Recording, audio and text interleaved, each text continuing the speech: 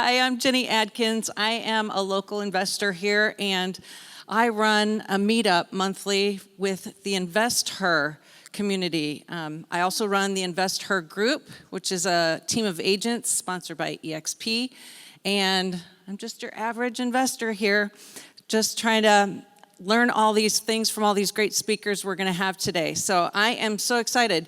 Was that not great? Ladonis was really good. Do you not agree? Yeah, I thought he was great. I learned a lot more because I've heard it before, but it was really interesting to hear his journey.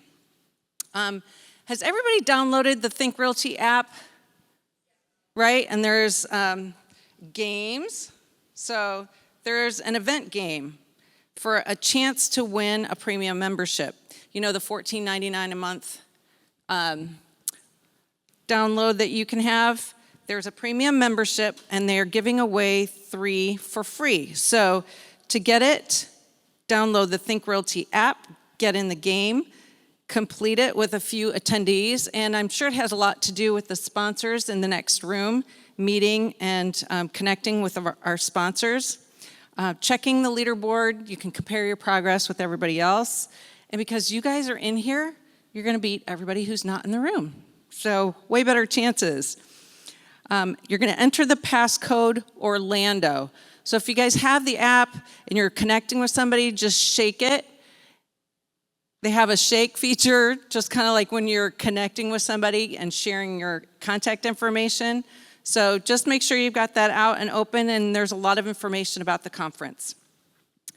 Next up, we are going to have, I'm going to get to this, Hannah Kesler. Let me get her, contact information. Hannah is a second-generation infinite banker. Does anybody know what infinite banking is? 1, 2. The concept is really cool. So this method, Hannah and her father travel all around the country to teach on. They teach how to recycle, recapture, and keep total control of your money.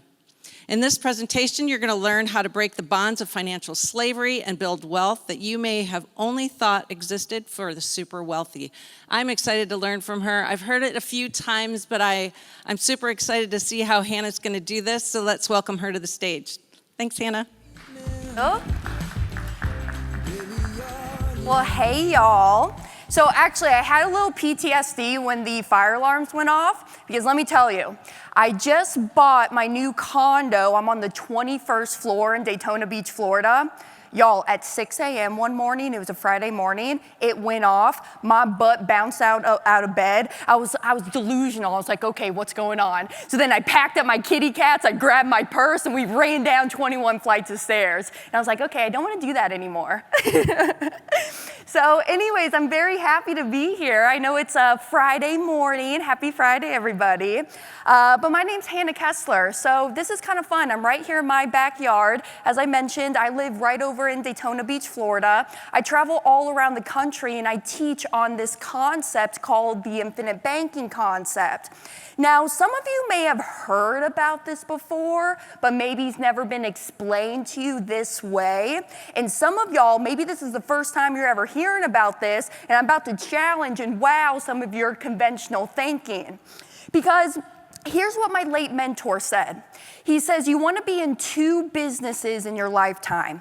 The first business is the one that you're passionate about. It gets you up out of bed every day, supports the family, supports the livelihood. But then the second business is the banking business, the business that finances everything throughout our life. And that's what we're going to be here talking about, is the banking business in our life. Now, myself, I'm an investor. I'm a private lender. That's just what I like to do in the real estate space. So through this concept is how I double dip on my money, making interest in 2 places. So I'll kind of get into it as we move forward here today. So the name of my company, the Money Multiplier, you also got my contact info up there on the screen, my cell phone, my email, and then our website, themoneymultiplier.com. Now, who am I, right? My name's Hannah. I actually grew up in Kansas City, so moved down here to Daytona in 2018. That's when the family moved down. Dad was kind of sick and tired of the cold. But I got to tell you a little bit of history about my family's background of how we got into this concept. Because I'm telling you right now, we were not in this world whatsoever. Dad's a chiropractor. All right, and you see his bald-headed guy right there? That's him. His name is Kesler. And so Dad, back in Kansas City, he owned 5 clinics in the Kansas City area. And he found himself at a chiropractic convention back in 2006. And he was sitting in the audience like how y'all are right now. And there was a gentleman up here on stage teaching about this concept. And Dad was kind of sitting there in the audience. He kind of had his arms crossed like this. And he goes, man, that stuff looks really, really good, but it kind of looks just too good to be true. Have you ever seen anything like that, something too good to be true? So what Dad did is he bought Nelson's book, and I'll talk more about Nelson here in a second. But he bought Nelson Nash's book, he went home, he set it on the shelf, and he didn't do anything with the information. 2 years later, 2008, he went back to the same chiropractic convention, and he was greeted by about 10 or 12 of his colleagues, and they were coming up to him and hooting and hollering about this banking concept. Brent, isn't this concept so cool? I'm able to pay off my debt, pay the salaries of my key employees, pay the overhead expenses of the office, and I'm able to recycle and recapture and keep that money within the family. And Dad thought to himself, okay, there's no way 10 or 12 of my closest colleagues are lying to me right now. Maybe 1 or 2 of them, but no way 10 or 12. So that's when my family took action, was in 2008. And back at that time, we had almost $1 million of debt. Pops actually has it nailed down to the exact penny. We had almost $1 million of debt, and by implementing this concept, he was able to pay it off in 39 months. 3 years, 3 months. He didn't work any harder, treat more patients, change the cash flow, take any additional risk, or lose control of the money. He just changed where the money was going first. So we'll get into it. Now, this other gentleman up here on the screen, Mr. Nelson Nash. I got to talk about him here for a second. Nelson is not the guy that invented this concept, but he's really the gentleman that brought this concept to the public's eye. So I want you to know where all of this information is coming from. There's this black book here, Becoming Your Own Banker. I highly, highly recommend you add this to your wealth building library. You can go to our website, themoneymultiplier.com, purchase the book from there. But to be honest with you, I'm not in the book selling business. So you can go to Amazon, go purchase the book over there too. And if you have a little ADD like myself, it also comes with 2 hours of audio. Okay? Love that. So my gift to y'all, for y'all being here today and spending the time this morning, I want to give you a gift. This is a book called Mapping Out the Millionaire Mystery. This is a book that my father and Chris Naugle wrote together. Some of y'all may know Chris Naugle, very active in the real estate space, big on YouTube. He actually had a show on HGTV at one point called Risky Builders. I highly recommend go follow Chris Naugle, see what he's doing out there on the Instagram, Facebook, YouTube world. But if you send me an email, Hannah spelled the same way, forwards and backwards, Hannah@themoneymultiplier.com. I will send you a copy of our ebook, Mapping Out the Millionaire Mystery, okay? Now, to be totally clear about what we're here talking about today, let's see if my sound works. Money, money, money, money. Some people got to have it. Hey, hey. All right, so money is what we're going to be here talking about. Now, in order for us to have this conversation about money, we have to have an agreement on the definition of money. So if I were to ask y'all, what is the definition of money, what would you tell me? And it's okay to say it. What would you tell me? What's the definition of money? I see you. Say it louder. Financial freedom. I get a lot of good responses back, right? Here's all that money is. Money nothing more than just a means of exchange, right? That's all we do with money all day long, is we exchange it for the goods, the products, and services that we're buying in life. Money for food, food for money, money for house, house for money, money for car, car for money, right? That's all that money is. So for the next 6.5 hours that I have your attention here this morning, can we have an agreement that that's the definition of money? Are we okay with that?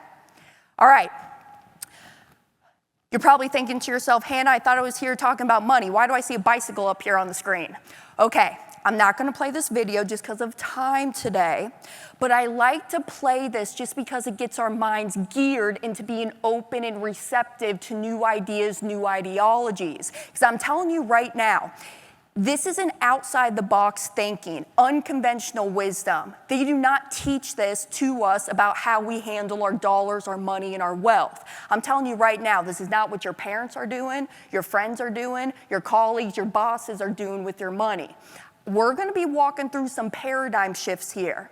And so I'd like to play this video just because it gets us into being open and not having what I like to call arrival syndrome.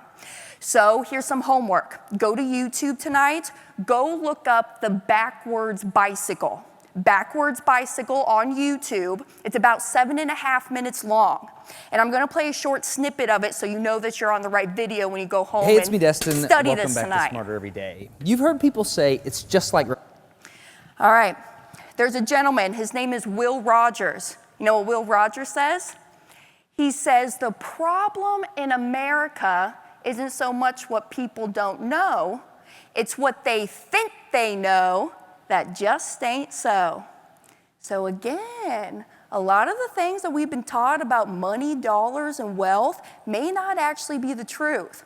And I want you to keep an open mind as I go through this. And I know y'all are gonna have questions. Here's what my father has always taught me. Hannah, a short pencil is better than a long memory. So don't just try to keep your questions up here, write them down, because I want to make sure that I answer them. I'm here all day long today. I got Mr. Jason here with me, Chris as well. They're local here to the Orlando area, and we're here just hanging out with y'all all day. So write those questions down, because I want to make sure that I get to them. Now, we're going to be talking about how does our money flow and the method to get all of the money back. Y'all, before I get done here today, I'm going to show you how to get all the money back for the cars that you're just buying for yourself and your family. And you're probably thinking, Hannah, I thought we were at a real estate event. Why in the hell are we talking about cars? Well, it's just because everyone gets cars, right? We've all bought in cars, driven in cars, we've all ridden in cars. So we just get cars. But this is not just for cars. It's anything and everything that we're buying in life. So before I get done here today, I'm going to show you how I buy my cars. Because see, look, I don't even know y'all, but I know how you spend your money. What you do, let's make believe this is a $10,000 bill. You take your $10,000 bill, you go down to the car dealership, you hand over the money, they give you the car, and then everybody walks away. The transaction's done. But how I buy my cars is I do the same exact thing, but now I have a system to recapture and recycle all of those dollars back to me and my family. And I mean, if I do nothing else but just show you how to get all the money back for the cars that we're buying for ourselves in our lifetime, I think it's going to be a pretty cool day, is it not? So we're going to talk about the mysteries of money, the machine. I mean, what's the machine that we're going to be using to build our wealth? We're going to talk about the mission and the marathon. I'm telling you right now, this is not a get-rich-quick kind of deal. This is a marathon. This is a lifestyle process that we're adding to our financial life. We're going to talk about the millionaire and then the movement. All right, and for my recording guy, I like to walk around. So pardon, I'm coming down here. So you see that there's 3 calculators up there on the screen. We are going to make believe that we are in the market and we want to go purchase ourselves a car. And right now, at your savings account, let's say that you have $25,000 that's sitting there inside of your savings account, and we're going to make believe that you found a really, really good bank, and that bank is paying you 4% on your money. All right, I know they're probably not, but there's a method to my madness here. So we're gonna make believe that we found a really, really good bank, and that bank is paying us 4% on the money. So you walk into the bank, and let's make believe I'm your bank teller. You say, Banker Hannah, I wanna take out that $25,000 that's earning me 4%, and I wanna go pay cash for my car. Y'all tend to bump up your chest like this. I wanna go pay cash for that car. Y'all love paying cash for things. You think when you pay cash for stuff, you don't gotta pay any payments and you don't gotta pay any interest. But is that the truth? Think about it, we'll come back to it. So you walk in, you say, hey, I wanna take out that $25,000 that's earning me 4%, and I wanna go pay cash for this car. And I say, no, no, no. Instead, how about I make you a loan for $25,000? I'll make you a loan for $25,000, and I'll charge you 6% interest. Now, if I were to take out a loan for $25,000, how long does it normally take me to pay off that loan? 4 years, 5 years, 6 years? Let's go 5 years or 60 months. Don't take out your $25,000 that's earning 4%. Instead, I'm gonna make you a loan for $25,000. I'm gonna charge you 6% interest. And over the same equal time period of 5 years or 60 months, our bank is gonna pay you more money on the 25 that you're earning at 4 than you'll pay us on the 25 that you're borrowing at 6. Is that a true statement? In other words, can I make money earning 4 at the same time I'm paying 6? Well, no, right? I mean, my simple mind is thinking, well, hey, if I earn 4, pay 6, -2, as us millennials say, that math ain't mathin'. But the banker's telling you the truth, and I want to walk through it. If you were to take out that loan of 25 at 6%, your monthly payment would be $483.32 a month for the car. Take that $483.32 times the 60 months, that means you paid $28,999 for the car. So 25 in principal and about $4,000 in interest. Over the same time period in your savings account over the 60 months, your balance is $30,525. So here's my question. Is this $30,000? Is that a larger number than the $28,999? Or do y'all do math differently than I do in Daytona Beach? It's a larger number. But why is it a larger number? Because I thought if I earn 4, pay 6, I'm losing some. Do you have any ideas of what's going on? Compound interest? Here's what's going on. Your payment calculator, this is on a decreasing scale. This is going down each and every month. Where your savings account balance is going up each and every month. So one's going down, the other one's going up, but our minds are not programmed to think that way. So with this short, simple exercise, I just wanted to prove to you that we can make money all day long, earning 4% at the same time I'm paying 6. Y'all, and this is just math. I have a podcast show that I do weekly. It's called the Money Multiplier podcast. I walk through a real life example earning 10% at the same time I'm paying 20, and I still come out on top earning at the 10% while I'm paying 20. We gotta start learning how money actually works. Let's move on. Why are those numbers important? Let's talk about the machine. The machine that we're gonna be using to build our wealth. Y'all ready? Drum roll, please. The machine that we're using, a whole life insurance policy with a mutually owned company that pays dividends. Now I get it. I wish y'all could be standing up here at the front of the room and see all of your faces right now. You're thinking, Hannah, hold on.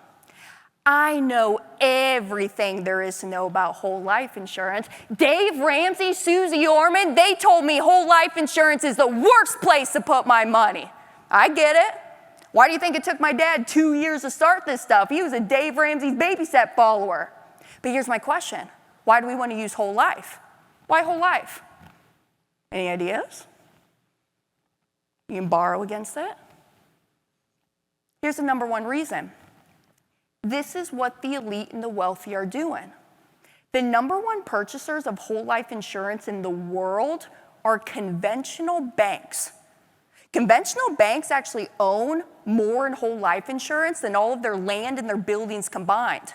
And a matter of fact, since 2013, banks have even quadrupled their portfolio of how much whole life insurance they actually own. Are they stupid, or are they doing something the rest of us just don't know about? They're probably doing something. And I want you guys to really go fact check me on this stuff. Go Google something called BOLI, B-O-L-I. It stands for Bank-Owned Life Insurance. You can look up the big banks that we all know the names of, or the small hometown banks, and see how much they own in whole life insurance. Now, let me be specifically clear, though. This is not just the traditional whole life policy they can go buy off the shelf from your brother-in-law that sells life insurance. We all got a brother-in-law that sells life insurance, do we not? No, it's got to be designed specifically for this infinite banking concept to have high immediate cash value. And what I mean by immediately is when I put $1 into that policy, I have access to cash value within 30 days. That's my definition of immediately. So let's go back. Why was my 4 and 6% important? Inside of the policy contract, you get a guaranteed interest rate. Guaranteed interest rate. That's just not my flapping gums telling you that. That's written inside the policy contract. And the largest interest rate that the insurance company will charge you to take out a loan is 6%. So can I make money earning 4 at the same time I'm paying 6? Yes. Let's move on. I want to talk deeper about money. We already kind of talked about the definition of money. It's nothing more than just a means of exchange. But then what's the purpose of money? Well, the purpose of money is for me to go do the things in life, buy the things I want to go buy, send the kids to college, make my real estate investments. That's all the purpose of money is. Let's go deeper into that. Who in here believes in compound interest? All of us. I mean, we've all been taught that compound interest is such a great thing. But in order for compounding to actually work, we have to let our money or product or goods sit still somewhere. So if I have this $100 bill and I want it to go compound, I go take it down to the bank, say, hey, Mr. Banker, here's my $100. They take it, now it's compounding. If I come back a year, a week, few hours, and I withdraw that $100, I've now stopped the compounding on that money. But isn't motion a natural law of God? I mean, everything in life is about motion. I drove over yesterday. I ate my breakfast this morning. My food's going to be in motion in me soon. I saw the birds outside flying around. Everything in life is about motion. Who wants to eat fish out of a stagnant pond? I don't. Compounding stops that motion. I want you guys to name me one business in the world that actually uses compound interest. Name me a business. What's the one that you're thinking of? Banks. Hannah, banks use compound interest. Well, let's talk about that. Do they use compound interest? No. They pay you compound interest, and they charge you compound interest, but they're not using it themselves. Here's what I mean by that. I have my $100 bill here. Let's say that I highlight it and I put my initials on it. And I walk down to the bank, say, hey, here's my $100. Do you think there's a little black box in the back that says Hannah Kesler, and they put it in there and wait for me to come and retrieve it?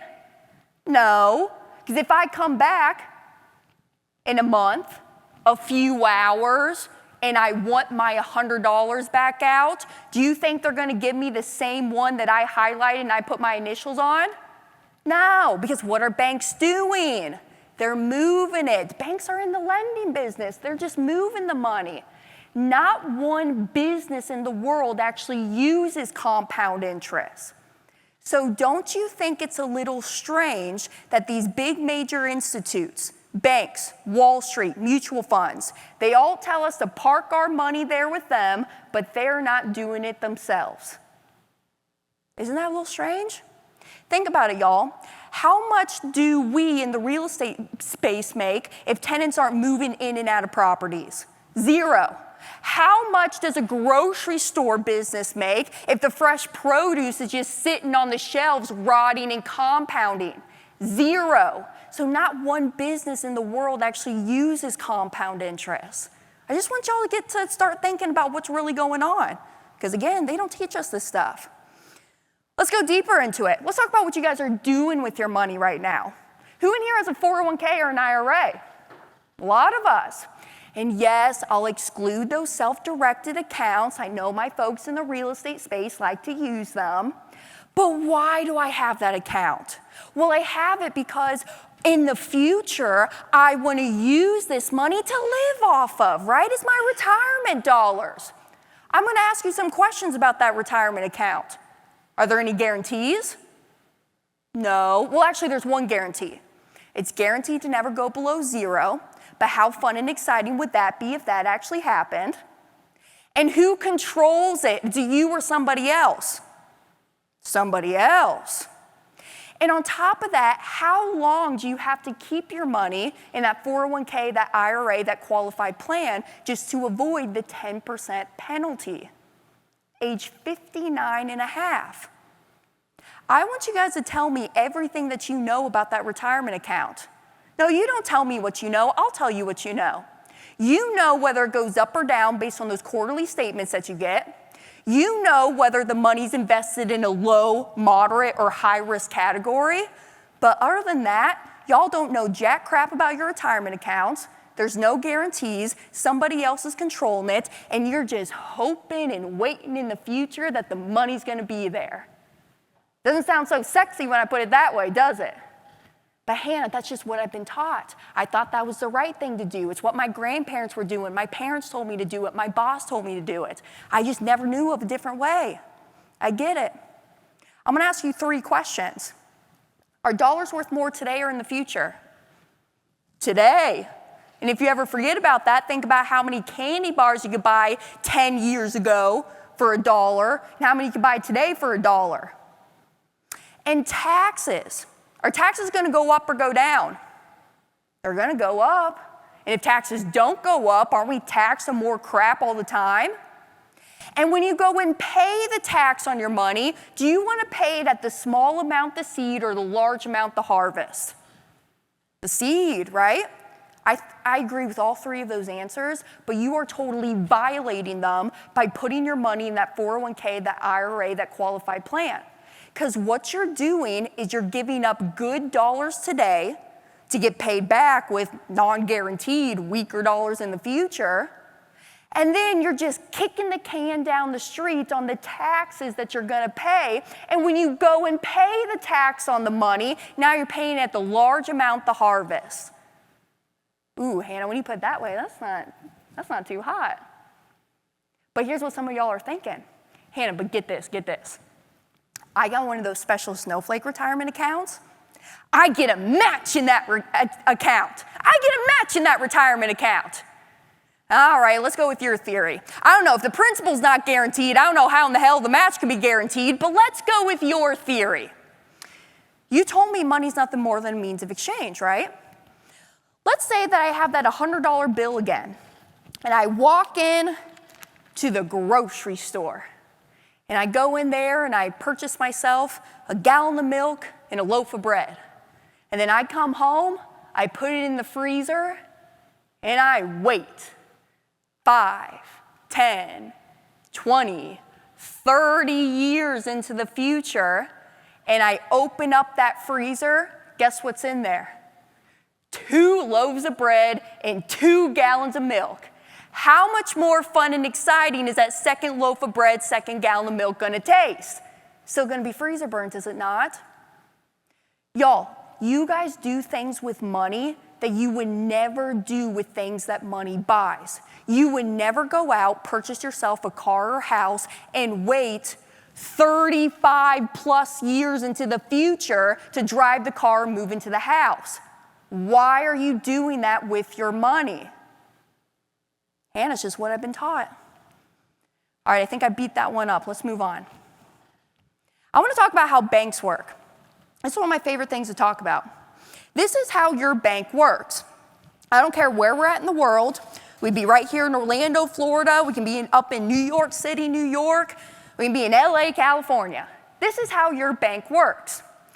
You deposit money into the bank. Let's make believe it's $100,000. Now, I don't want you to get hung up on the number. What I really want you to get is that this is your money. You deposit money into the bank, and we're going to make believe that you found a really, really good bank, and that bank is paying you 4% on the money. Now, when I deposit money into the bank, that deposit is now a liability to the bank. Because what do they got to do? They got to pay me interest on it. So how does that bank turn that liability into an asset? They loan it out. Who besides myself has ever gone down to the bank, asked to borrow money to purchase a house? Call it 7%. Bank issues you the loan, 7%. You go open up the new mortgage, and then what has to happen? Money's got to go back into the bank. I got to pay them back. I got to pay them back with interest, because if I don't, they're going to come and foreclose on me. Money goes back into the bank. Who besides myself has ever gone down to the bank, asked to borrow money to purchase a car? Let's call it 8%. Bank issues us the loan, 8%. I go buy my new vehicle. Then what do I got to do? I got to pay the banker back. I got to pay them back with interest. Because if I don't, I'm going to hear that beep, beep, beep as the tow truck is coming and towing it off my driveway. So money goes back into the bank. What about like a home remodel? You know, granite countertops, a new swimming pool in the backyard. All right, I want to do some updates. So, bank issues us a loan. We call that 9%. We go, we pay off all the contractors. Money goes back into the bank. I hope you see what's going on here. All banks do is they move money in, they move it out. They move it in, they move it out, they move it right back in again. Lastly, let's do like a debt consolidation. Go pay off all the credit cards. Let's call that 12%. Once I do that, money's got to go back into the bank. Now, I know it's Friday morning, and math is not everybody's favorite subject, but we're going to do a little bit of math. But I promise, I'm going to keep this very fun, very easy. Here's what I want to know. I want to know how well I did compared to how well the banker did. Because remember, I found a really good bank, and I'm getting 4% on my money. So in the first transaction, on the house, bank made 7, we made 4. 7 minus 4 equals 3. I told you it was going to be easy. In the car transaction, bank made 8, we made 4. 8 minus 4 equals 4.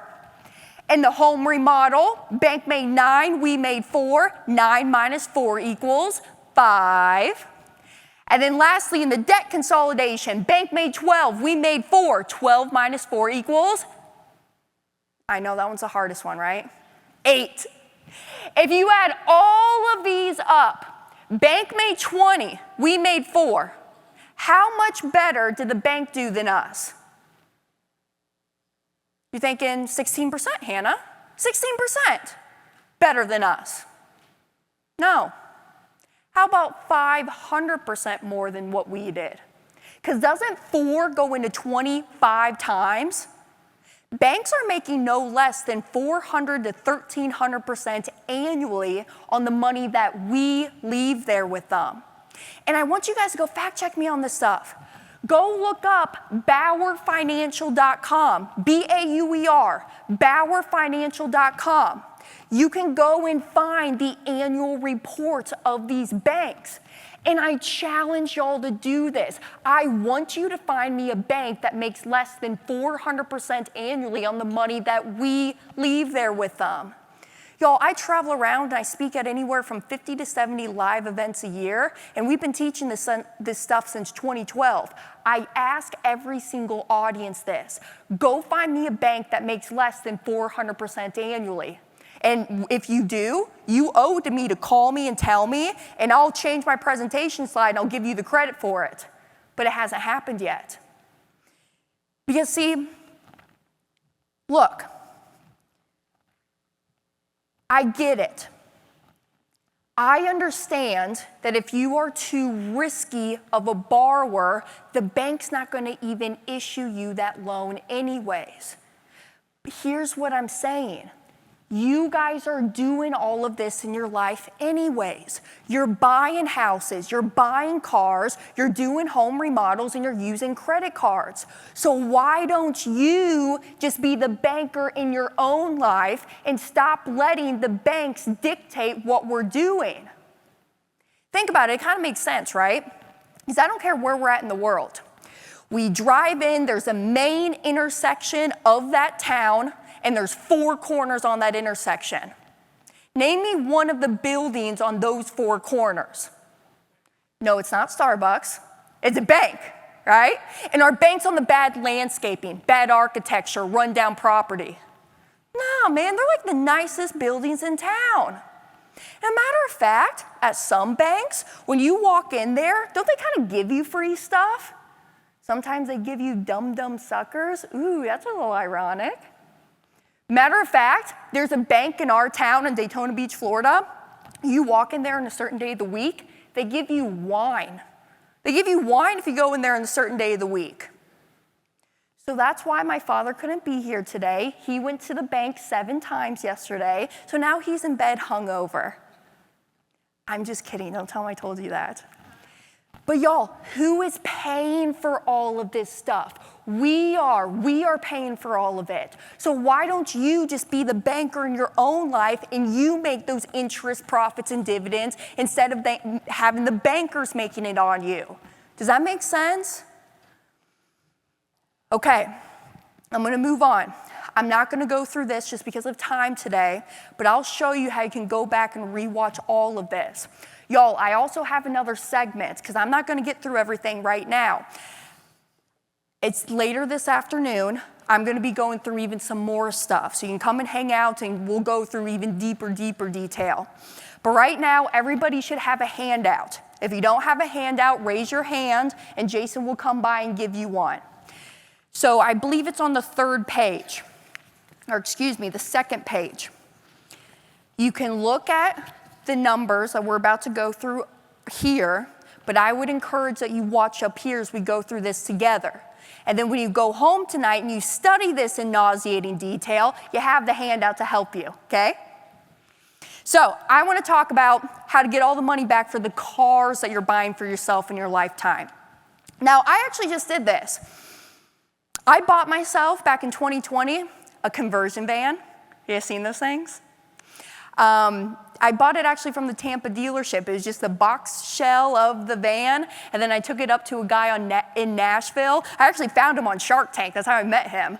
And I took it up there. He did the whole conversion of it. I mean, that sucker cost me close to $165,000. But I did all of this, financing it through my policies. I'm getting all the money back for it. So I want to walk you through it. Now, this is not my real life example.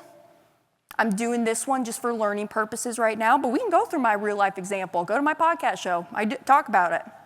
So let's do a recap. What is the machine? The machine is a whole life insurance policy in a mutual company that pays dividends. Remember, it's got to be designed specifically for high cash value banking. So with this policy, there's premiums. Here's where the paradigm shift starts to happen. Premiums are my deposits. Why do I call them deposits? Because if I put money into an account that I own, I control, and I have immediate access to the cash, is that treated more as a payment or a deposit? I think deposit. And what word do you guys like better, payment or deposit? So, we also have age and death benefit. I'm gonna blow this up. Age and death benefit are grayed out. You know why they're grayed out? Because they do not matter. Oof, I just hit a chord with some of my analyticals in the room. Let's talk about age and death benefit, and let's walk through it quickly. Because if I don't hit it now, you're not going to hear anything else that I say moving forward. So let's talk about it, and we'll do it quickly. Let's make believe that I have 3 individuals, age 20, 40, and 60, all in the same equal health. They walk in to the grocery store, and they have a $100 bill in their pocket. Who between them is going to be able to buy the most amount of groceries with their $100? Well, all of them, right? Doesn't matter how good you look, how bad you smell, color of your skin, the language that you speak. Same $100 is going to buy you the same amount of groceries. Now, age 20, 40, and 60, all in the same equal health, we walk across the street to the life insurance store. Who between them is going to be able to buy the most amount of death benefit with their $100? The 20-year-old, the younger one. That just makes sense, right? But I'm not here talking to you about death benefit. Yeah, death benefit's going to be on the policy whether you like it or not. I'm here talking about the cash and how can I use this cash for the banking function in my life. I really want to drive this point home because I'm going to get done here today and somebody's going to come up to me and say, Hannah, that stuff was really, really cool, but I'm too old to do this. No, you're not. Just because you're older means you're going to have a lower death benefit compared to somebody like me who's 25. But if we have the same amount of premium going into our policies, the cash is going to perform the same. Does that make sense? All right. In this example, this gentleman, and let me start off by saying this too. All here, starting on the left, is just time. Policy year 1 through 8, 9 to 13. We have our premium deposits that are going in. This gentleman said, hey, I'm going to do $10,000 a year inside of this policy. Probably thinking to yourself, Hannah, I would never do $10,000 a year into a stupid life insurance policy. I get it. But you get to decide how much you want to put in. If 10,000 is too large of a number, shave off a 0, do 1,000. If 10,000 is too easy, add a 0, do 100,000. I don't care. You get to decide how much you want to put in. Jason, have I ever told you how much to put inside your policy? No. When I started off my first policy, I was 18 years old. I was actually still a waitress at Cracker Barrel. I did $400 a month. That's all I could afford at the time. Saving up $100 a week, so I started at $400 a month. And I was like, what am I doing putting money into a stupid life insurance policy? But okay, Dad, I'll do it. Right? So that's where I started. On a waitress salary, there's no way in heck I could do $10,000 a year. So I started off where I was comfortable at. In this example, he puts in $10,000 of his premium deposits, and he's paying it for the next 7 years. Now, in real life, if I'm a good coach, you will quickly understand that you never want to stop paying these premiums. But I'm doing this just to isolate the car purchase here. Now what he's going to do is in year 4, he's in the market and he wants to go purchase himself a $25,000 car. Where does he pull this money from? He pulls it from the cash value that's in the policy. Now another note, in real life, I would never have you wait until year 4 to start using the cash that's in your policy. Because how soon did I tell you that cash becomes available to you? Within 30 days. So, year 4, he says, hey, I'm in the market, I want to go purchase myself a car. So what he does, he takes out the $25,000, he walks down to the car dealership, he says, hey, Mr. Dealer, here's my money. They give him the car, now everybody walks away, the transaction's done. Now because he borrowed from himself, don't you think it's a good idea that he should pay himself back and charge himself interest? I see a lot of this. Yes, Hannah, that's a great idea. I know you guys have heard about it before, but do you ever do it? No. So here's rule number 2. Pay yourself back and pay yourself back with interest. If you don't, all you're saying is that your money is not as valuable as the banker's money. And that's just not the truth. Play honest banker with yourself in your life. So what he says is, okay, I borrowed from myself, I'm going to pay myself back, and I'm going to charge myself interest. So he pays himself back $500 a month or $6,000 a year for the next 5 years. So he put back 30, the 25 in the principal, and he paid back about $5,000 in interest. Let's see what happened here from year 1 to year 8. Year 1 to year 8, he put in his $70,000 as his premium deposits, plus for the car purchase, paying himself back another $30,000. So 70 plus 30, he put $100,000 into this policy thus far, but he took out 25 for car 1. So he put in 100, he took out 25. Put in 100, took out 25, 100 minus 25 is 75,000. 75,000 is his true net injection, and he's sitting here at year 8 with 73,226 as cash value in the policy. If you take that 73,000, divide it into 75, he just got back 97 cents for every dollar that he spent on that car purchase. I get it. You're thinking to yourself, wait, hold on, Hannah. Hold on. I'm just not getting it yet. I'm not getting it.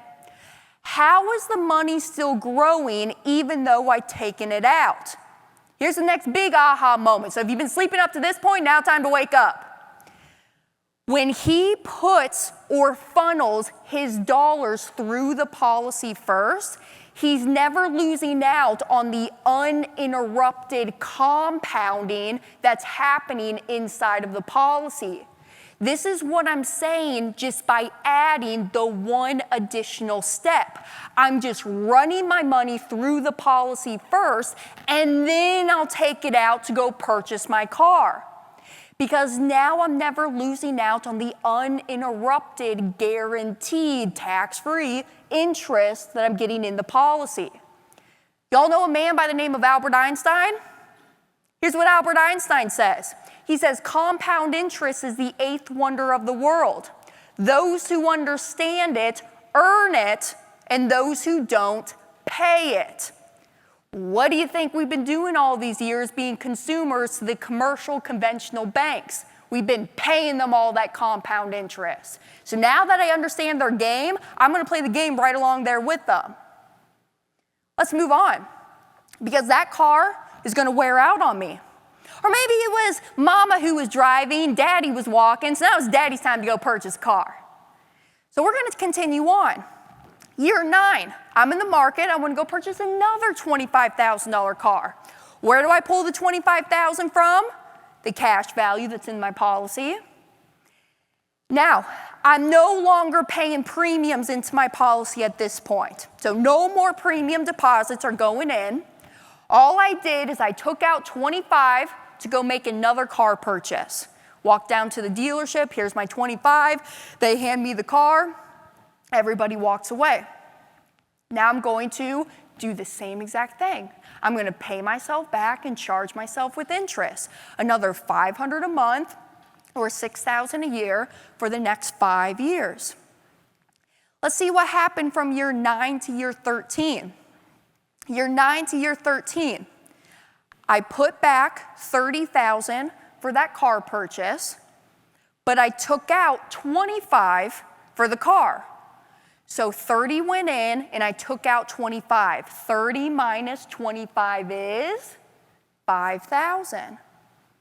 So 5,000 is my true net injection, but I'm sitting here at the end of year 13 with 95 and some change of cash value in my policy. Hannah, are you serious about that? From year 9 to year 13, with a $5,000 net injection, my cash grew over $22,000. Yeah, because why? Uninterrupted compounding interest. And y'all, if you really want to nerd out on this stuff, it's talking about the opportunity cost of our money. That's all that it is, opportunity cost. Do you remember the question I asked you earlier today? You said, hey, you guys love paying cash for stuff? Because when you pay cash, you don't got to pay any payments, you don't got to pay any interest? No. Let's talk about it. If I had, let's call this a $100,000 bill. I have a $100,000 bill in my savings account or checking account down at the local bank. When I go and withdraw my 100 grand out of my checking account and I go pay cash for something, awesome, I got that product or service, But now, in order to get that $100,000 back inside of my pocket, earning me interest again, I gotta go work for it. I gotta go earn it somehow. You're losing out on the future earning rights of your money when you go and pay cash for things. Does that make sense? And then obviously, if I take a bank loan, the bankers are getting my interest. But now all I'm doing is I'm just closing that gap simply by running the money through my policy first. I'm just adding the one additional step. Let's talk about this, because this is not an either or. This is the and asset. I want you guys to keep doing what you guys are doing already. You guys are really, really great at making your money, but you suck at keeping it. So all I'm going to do is I'm just going to run it through here first. Here's what I mean. Who in here are private lenders by chance? Anybody? Okay. That's what I like to do. Here's what I do. Let's say Jason calls me up and he says, Hannah, I need 25 grand because I'm about to do a rehab on a property. Will you loan me some money? Sure, Jason, I'll loan you money. I take first position. I charge no less than 14%, but I'll lend you the money. Where do I pull this $25,000 from? Pull it from the cash value of my policy. Who do you think now is paying me back this $500 a month or $6,000 a year payments? Jason's now paying that back to me. Ooh, man, that just got a lot of fun. What about this? Instead of this being $25,000 car, let's call it a $2,500 MacBook computer. That was actually my first ever purchase. I was 19. I need a new computer for school. I said, those suckers are pretty expensive. So what I did is I pulled money out of my policy, $2,500 MacBook, and then let's say now that I'm just paying myself back $600 a year. Does the concept still work the same? Yes, it's just smaller numbers. What about instead of this being 10,000 premium deposits, this is $100,000 premium deposits, and that's a $250,000 house, and these are $5,000 a month or $60,000 a year payments back. Does the concept still work the same? Yes, it's just bigger numbers. I don't care what it is now. You are now turning every liability into an asset, every depreciating asset into an appreciating asset, simply by running it through your banking system first. Is that cool or cool? I thought y'all would be a little bit more excited about that.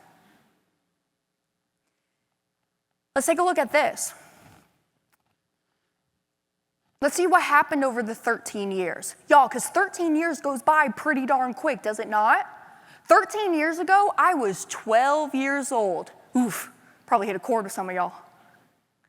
Let's see what happened.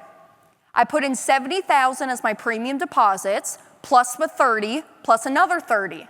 So $130,000 went into the policy up to this point, but I took out 25 for car 1 and 25 for car 2. 130 went in, minus 50. 130 minus 50 is 80,000. So my true net injection is 80,000, yet I'm sitting here in year 13 with 95 and some change of cash value in my policy. How much did it really cost me to buy, drive, and own these cars? My simple mind is thinking, well, nothing. I kind of made a little bit of money by doing so. I can't sit here and tell you that it costs you nothing to buy, drive, and own these cars because you had to start this system. You had to start this policy. Year 1, when he put in $10,000 of his premium, he did not have access to the full $10,000 yet. But are you in this for the short term or the long term? Y'all tell me long term, but y'all tend to get hung up in short term thinking. This is a marathon. It's a lifestyle change that we're adding to our financial life.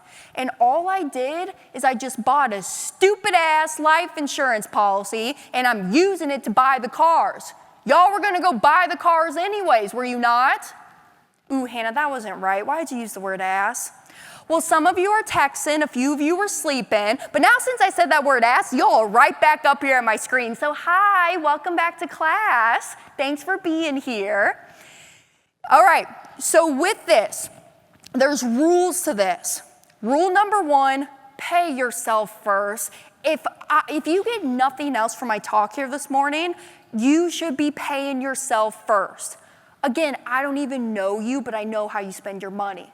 You get money that comes in, I don't care how it comes in, active income, passive income, a check in the mail from grandma for your birthday. You get money that comes in and you pay everybody else first. The house people, the car people, Bobby's soccer practice, Susie's piano lessons, and you hope and wait that some is left over for you. Stop it. Treat yourself as your number one asset. Pay yourself first. I teach my folks that we should be saving and keeping at least 10%. So if you're the type of person making $100,000 a year, you should be saving $10,000 a year. That's $835 a month. Are you worth $835 a month? I hope the answer is yes. And that's the money that goes into the policy. This is nothing more than just my glorified savings vehicle. So rule number 1, pay yourself first. Rule number 2, pay yourself back and pay yourself back with interest. Treat your money just how you treat the bank's money. Pay yourself back and pay yourself back with interest. Rule number 3, recycle and recapture the dollars. If this works for a car, what else does it work for? Lending, taxes. Y'all, October 15th is coming up. I'm using my policy to pay my taxes and I get all the money back for the government. What about charitable giving? Can I donate to charity and get all the money back? Yeah, you can. Ooh, Hannah, that's not right. God does not want me to get my charitable giving back. Really? If God did not want you to get your charitable giving back, He would not have you be sitting in this room learning how to get it all back. Do you know any poor people adding wings to any churches? Neither do I. This is how I donate out of my foundations every single year. I donate to my 501c3s I care about and that are close to my heart. I run it through the system because now I got more money that I'm able to support the community and give back with. Anything and everything. All right, pay yourself first, pay yourself with interest, recycle and recapture the money. If it works for a car, what else does it work for? Y'all, this concept is nothing brand new. You guys know a man by the name of Robert Kiyosaki? Famous for the book Rich Dad, Poor Dad?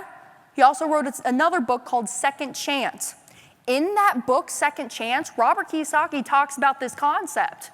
But y'all read right through it and didn't think a second thing of it because it's never been explained to you this way. Or what about Tony Robbins? Tony Robbins has a book, Master the Money Game. Chapter 5.4 of that book, Tony Robbins talks about this concept. But again, you read right through it, didn't think a second thing of it. I want to give you another book and another resource. These are other books that you need to add to your wealth building library. Larry Steinhaus. I don't see my gentleman in the room. He's not in here, my Philadelphia guy. Anyways, Larry Steinhaus, he lives up in Philadelphia. He teaches, go check out Larry. He teaches real estate investing, stock and options trading, if that's what y'all are into. But here's my favorite thing about Larry's book. Yes, in chapter 13, he talks about this concept, but my favorite thing is the title of this book. Because everything you think you know about money is wrong. I just love that title. Because they don't teach us this stuff. Y'all, I graduated high school back in 2017. I didn't even know how to write a damn check when I graduated high school. They don't teach us anything about money and wealth. We have to go figure this crap out for ourselves. That's why we're here today. So again, I don't want you guys to change anything that you're already doing. All we're going to do is just add the one step of running the money through the system first. There's a gentleman by the name of Rick Warren. You know what Rick Warren says? Life is like a marathon. Doesn't matter how you start, it only matters how you finish. This is the game of life. I'm just going to mimic and imitate what the elite and the wealthy are doing. Now I got 4 more minutes. I'm not going to go through this right now. This is called the Money Multiplier map. I'm going to be walking through this later on this afternoon. If you are the type of person that, hey, I'm drowning in debt, I'm in a financial hamster wheel, I don't know how I'm getting out of this. Or if you're the type of person, Hannah, I don't got any debt. I got good debt, I don't got any bad debt. I feel you, I'm in the same boat with you. Yeah, I got some good debt, I got some low interest rates on some of my mortgages, but I ain't paying those things off right now.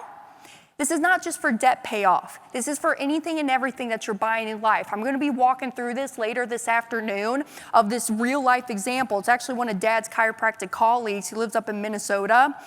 He showed up at our front door with over $470,000 of debt. That would have taken him 18 years to pay it all off. But by implementing this concept, he was able to pay it off in 6 years. I'm gonna walk through it with y'all. Now, as I have 2.5 minutes here left, you're probably thinking to yourself, Hannah, you're just a young girl flapping your gums up there. How do I know all of this is true? Why have I never heard about this before? I'm gonna give you some examples. I'm gonna walk through this one just for right now. I'll go through the rest later. But this was an article that was posted on ESPN. I remember this day because Pops and I were in Denver, Colorado, about to give a talk, and this article pops up. November 16, 2016, cash value life insurance makes Harborough College football's top paid coach. The University of Michigan is doing this stuff. There's Disneyland, Ray Kroc with McDonald's, Pampered Chef, Stetson University, JCPenney, the list goes on and on. Y'all, everything that I shared with you up to this point has been fact. Now here's just my opinion. Now that you know this, everybody should be doing this. If you don't, you're stealing from yourself, your spouse, your children, your grandchildren, and future generations to come, because you're letting the money leave the family. Y'all know a guy by the name of Warren Buffett? Here's what Warren Buffett says. If poor people would just start doing what rich people do, they wouldn't be poor anymore. How much frickin' sense does that make, y'all?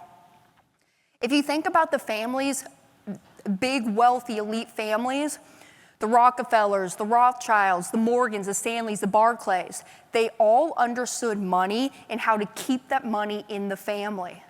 I'm just gonna mimic and play the game right along there with them. Now, I'll go into more details in my second talk here today, because I didn't even, death benefit, didn't even talk about death benefit. Policies are exempt from liens and judgments in most states, Florida being one of them. The internal values of the policy grow tax-free, and loans never even have to get paid back. I'll talk about that more deeper a little bit later on. But if this is something that you just want to talk about, I'm going to be here all day today. Up here, you can see, go back and watch this full recorded presentation on our website. You can scan the QR code. You have my contact information up there on the screen, my cell phone number, my calendar link, my email. Hey, and reminder, send me an email. Send me an email, hannah@themoneymultiplier.com. I will send you a copy of our ebook, Mapping Out the Millionaire Mystery, so my gift to y'all. And then on the very back page of your handout, there's a form on there. You can turn in the form to Jason, say, hey, Jason, wave your hand. On the very back page of the handout, there's a form that you can put your name, phone number, and email. This is if you have questions and you want to talk through strategy, what you're doing, how does this fit into my life, what questions do I have? So you can fill out your name, phone number, and email and turn it into Jason right back there. But y'all, don't turn in your paper just to be nice to me. I got a lot of friends, okay? Not looking for any new friends. Turn in your paper if you actually want to be contacted and talk about this stuff and you have questions. Again, I have another segment later on this afternoon. And then also, Miss Jenny, we're doing a panel later on today. That'll be fun. So thank you, everybody. I appreciate y'all for being here. Hannah did a great job, didn't she? That was awesome. My gosh, so much. I feel like my head is very full at the moment. So thank you again. Can we give Hannah another round of applause? Thank you. Great.